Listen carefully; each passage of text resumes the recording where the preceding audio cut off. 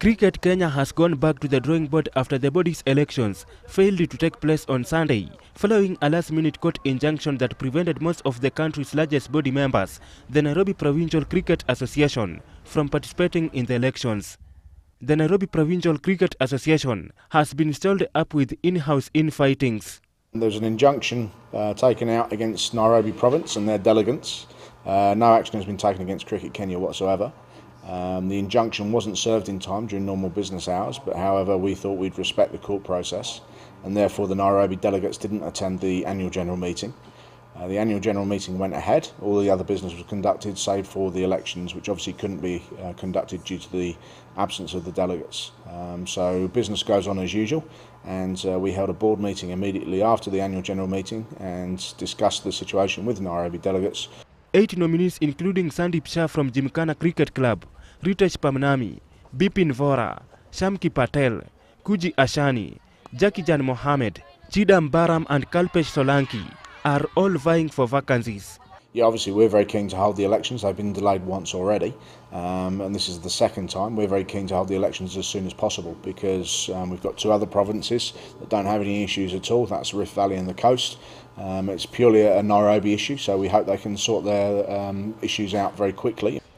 After the process was frustrated by the legal order, the elections will be conducted at the end of June. While Samir Inamda will leave the office, the position of the chairman, vice chairman, treasurer and development director are being contested for.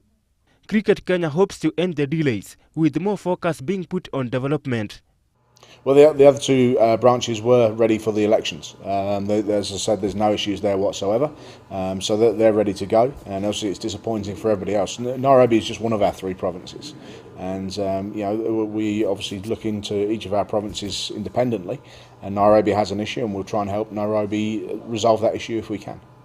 While the International Cricket Council is investigating claims of irregularities involving a Kenyan player during the match against Pakistan in last year's World Cup, more development programs have to be initiated, with the national team players receiving new 12-month contracts.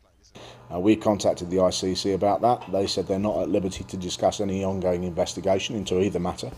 So that's as far as we've got. We trust the ICC's anti-corruption unit to conduct a full investigation.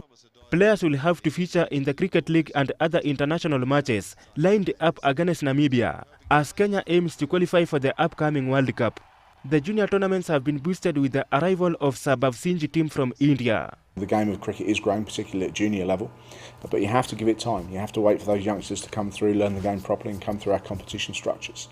And given time and a bit of patience, then I'm sure Kenya will be very strong again in a few years' time.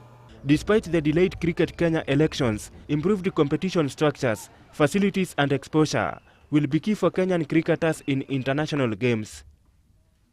Mbaka Collins, GBS News.